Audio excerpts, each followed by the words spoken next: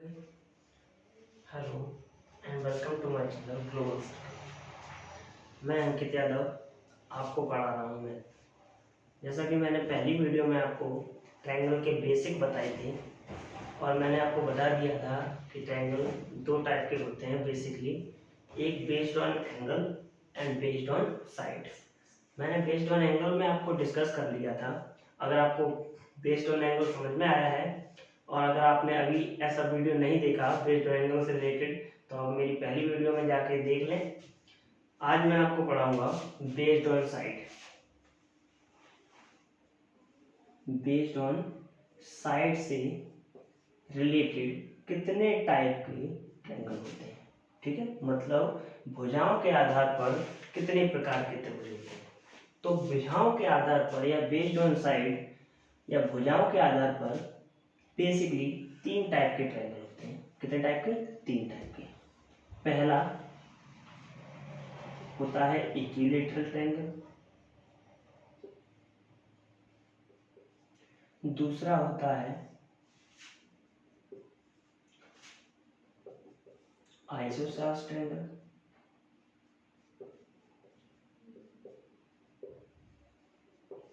और तीसरा और लास्ट होता है scalene triangle.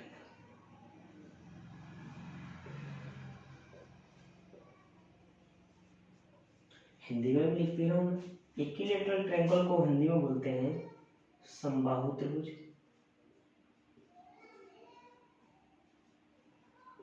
Okay. Isosceles triangle को हिंदी में बोलते हैं समद्विबाहु त्रिभुज। समद्विबाहु त्रिभुज। And last scalene triangle. Scalene triangle को हिंदी में बोलते हैं विषमबाहु त्रिभुज।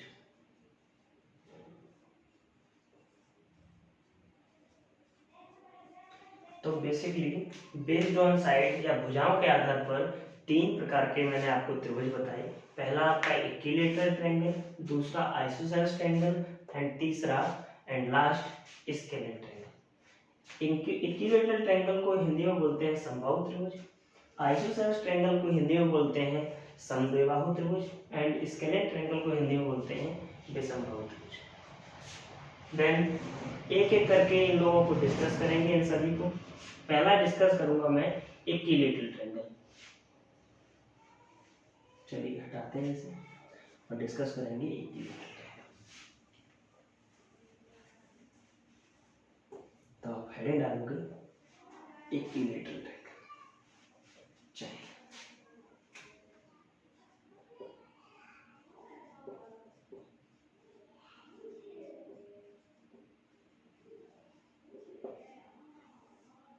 इक्विलैटरल ट्रायंगल या फिर बोलते हैं हिंदी में समबाहु त्रिभुज। इक्विलैटरल ट्रायंगल को डिस्कस करने से पहले दो तीन चीजें आप लोगों को जानना बहुत जरूरी है। ट्रायंगल की बेसिक है ये जो पहला आपका मैं बताने वाला हूं, समझने का प्रयास करना। मैंने बताया कि ये कोई ट्रायंगल है ए बी सी। एक ट्रायंगल दिया है आपको ए बी सी। मैंने बोल दिया कि ए बी बराबर बी सी बराबर ए सी। ए बी बराबर बी सी बराबर ए सी।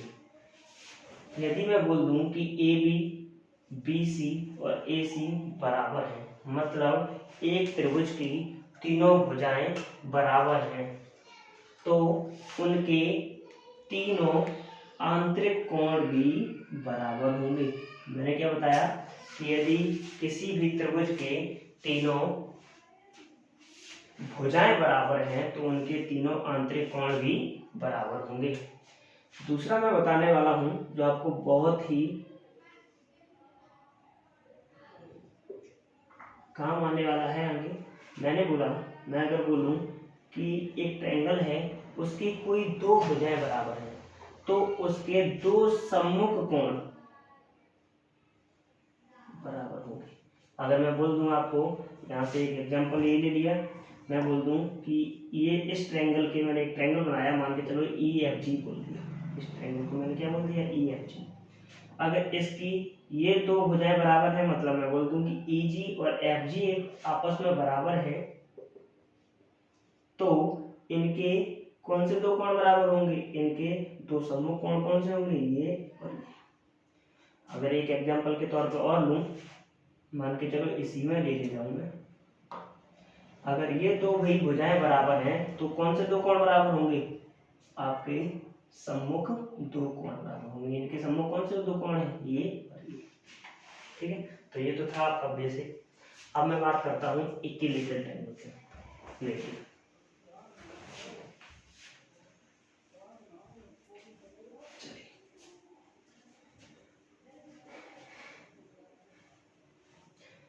चलिए, समबाहु त्रिभुज, किसके बारे में बात करनी है आज, समबाहु त्रिभुज। अगर मैं इसी का अर्थ निकालूं, एक मिनट,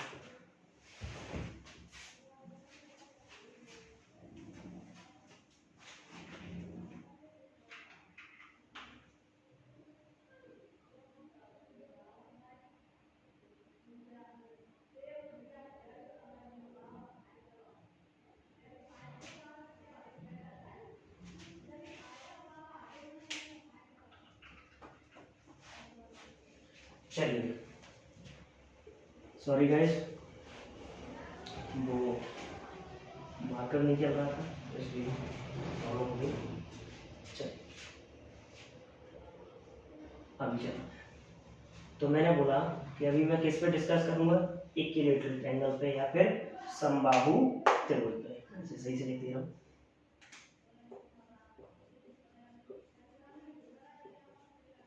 समबाहु त्रिभुज पे।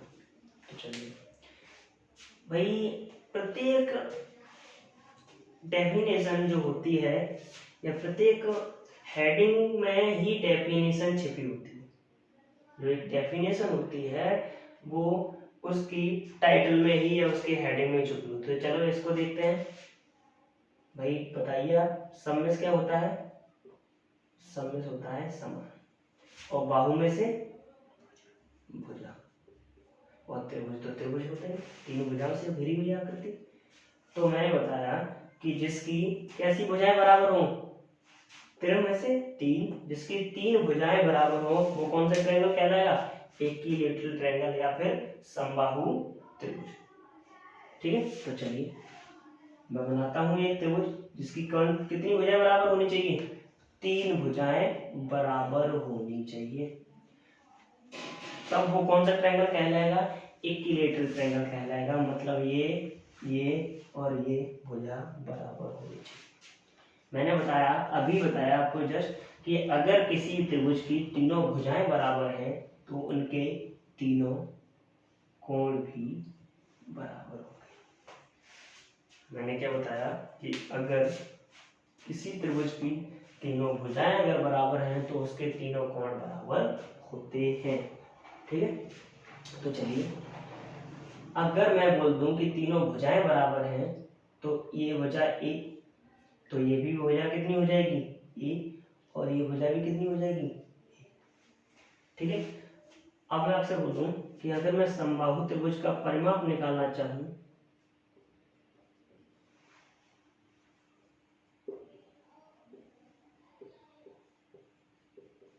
तो क्या निकाल सकता हूं, तो आप बोलोगे बिल्कुल निकाल सकते सर। कैसे, परिमाप क्या होता है, जिस पॉइंट से भाई मैं निकल रहा हूं वापस उसी पॉइंट पर आकर मिल जाऊं, क्या मिल जाता है मुझे, परिमाप या परिधि। ठीक है, इसे इंग्लिश में क्या बोलते हैं, पैरामीटर। ठीक है, तो चलिए इस पॉइंट से इस पॉइंट तक गया, कितनी दूरी चली, इस पॉइंट से इस पॉइंट तक ए बी की मैंने आपको लंबाई बताई ए, बी से सी तक की दूरी कितनी है ए, एंड सी से ए तक की भी दूरी कितनी है ए, तो ए कितनी ये हो गई, तीन। तो आपको मैं लिख सकता हूं कि समबाहु त्रिभुज का जो परिमाप हो गया कितना होता है, 3a। तो एक समबाहु त्रिभुज का जो परिमाप होता है वो कितना होता है, 3a। चलिए यहाँ तक बात हुई, आपने परिमाप डिस्कस कर लिया भाई, अब बात करते हैं आगे।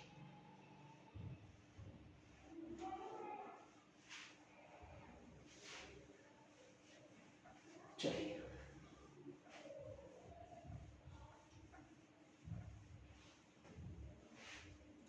आगे बात करते हैं समबाहु त्रिभुज की।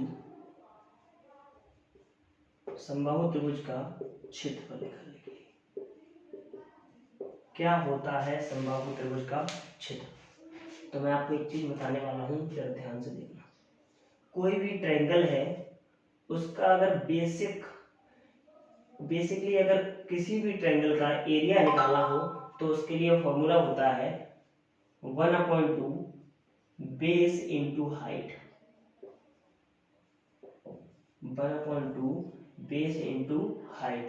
कोई भी ट्रायंगल हो अगर उसका एरिया निकालना हो, बेसिकली वैसे तो बहुत सूत्र होते हैं, मगर बेसिकली एक सूत्र है। कोई भी एरिया आपको ट्रायंगल दिया हो और उसका एरिया निकालवाना हो तो आपको सिर्फ बेस पता हो और उस ट्रायंगल की हाइट पता हो, उसका गुना करके 2 का भाग कर देंगे तो हमें एरिया पता चल जाएगा। तो बेस को मैं क्या बोलता हूँ, आधार, और हाइट को क्या बोलता है। तो भाई कोई भी बेसिकली कोई भी त्रिभुज है उसका एरिया निकालने का फॉर्मूला क्या होता है, 1/2 बेस इंटू हाइट, या फिर बोलते हैं कि 1/2 आधार गुणा ऊंचाई। तो चलिए, तो समबाहु त्रिभुज का जो क्षेत्रफल होगा वो निकालने के लिए मुझे जरूरत है किसकी, बेस की और हाइट की। बेस की और हाइट की। तो मैंने यहाँ पे देखा यही तो भाई मेरा समबाहु त्रिभुज का चित्र है, क्योंकि इसकी तीनों भुजाएं बराबर है। तो चलिए मैंने बेस देखा तो बेस मेरा क्या है, ये बीसी मेरा बेस ही तो है। तो बेस की जो लंबाई मैंने देखी वो कितनी है, a। मगर हाइट नहीं पता। अगर मुझे हाइट पता चल जाए तो मैं यहाँ से समबाहु त्रिभुज का एरिया निकाल सकता हूँ। तो चलिए मैं यहाँ पे हाइट निकालने की कोशिश करता हूँ। ठीक है, जैसे हटाते हैं। आई होप ये चीज समझ में आई हो। मैं बिल्कुल बेसिक से ही पढ़ा रहा हूँ, आराम से चलेंगे, कोई जल्दबाजी नहीं है, चीजें समझ में आनी चाहिए बस।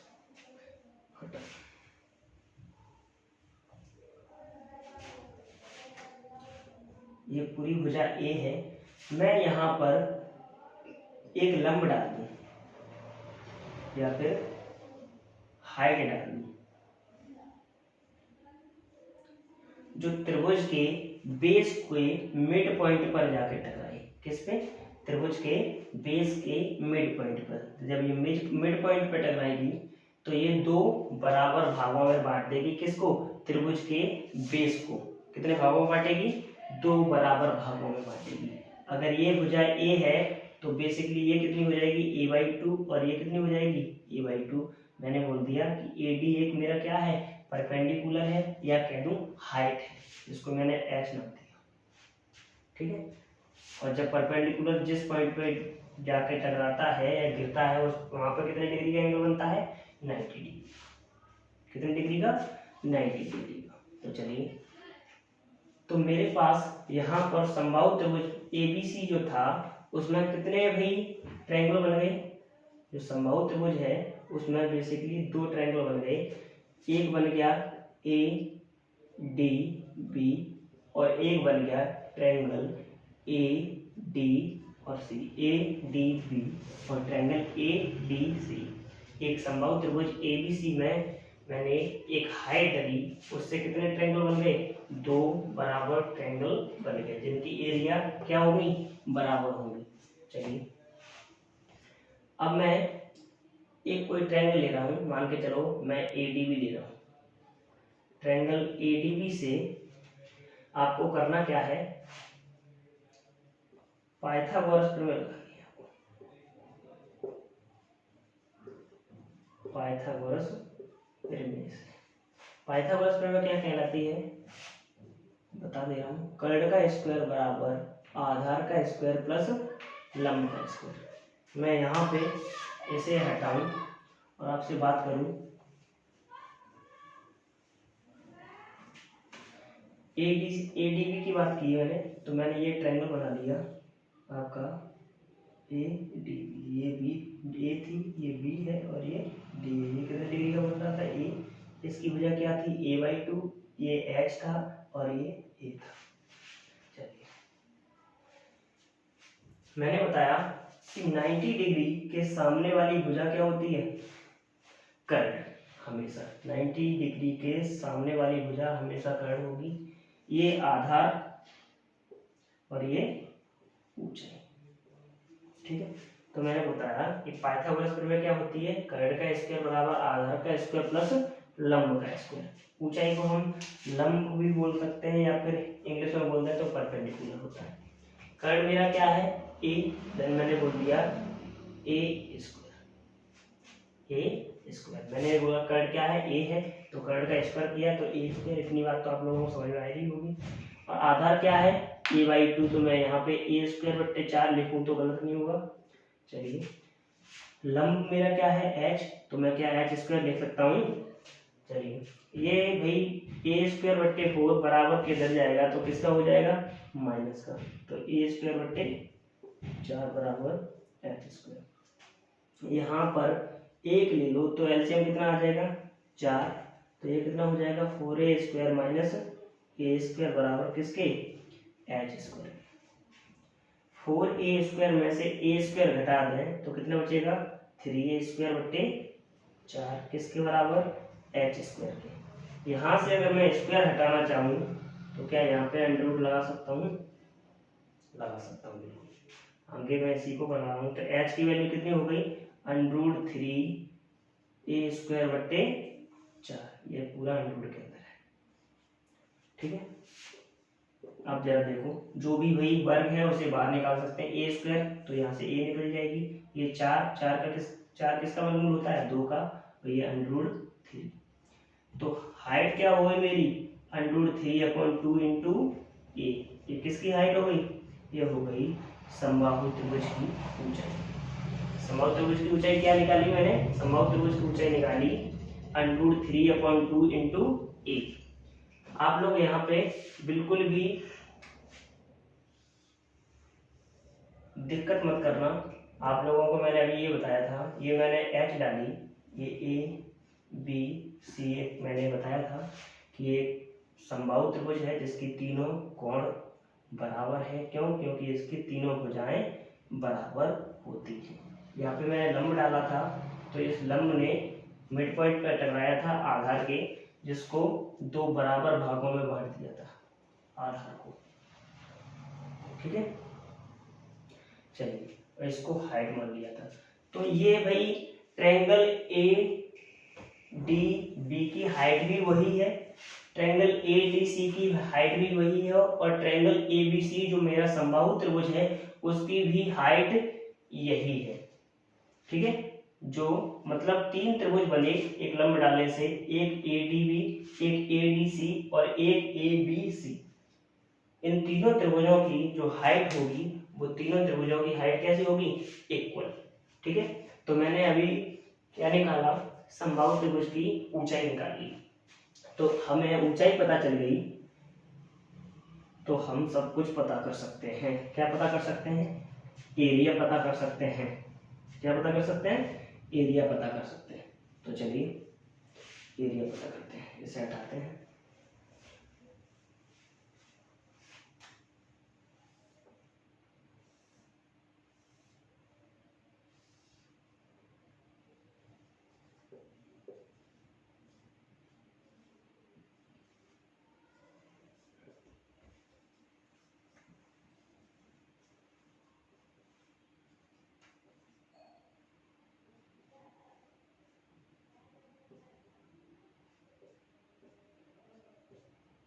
चलो, मैं बात करता हूँ समबाहु त्रिभुज के क्षेत्रफल की।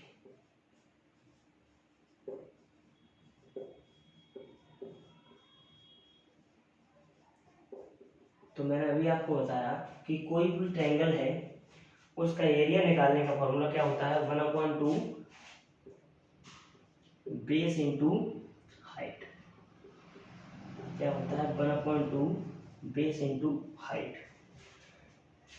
अब मुझे निकालना किसका एरिया है, मुझे निकालना है ट्रायंगल एबीसी का। और ट्रायंगल एबीसी जो है वो मेरा क्या है, एक समबाहु त्रिभुज।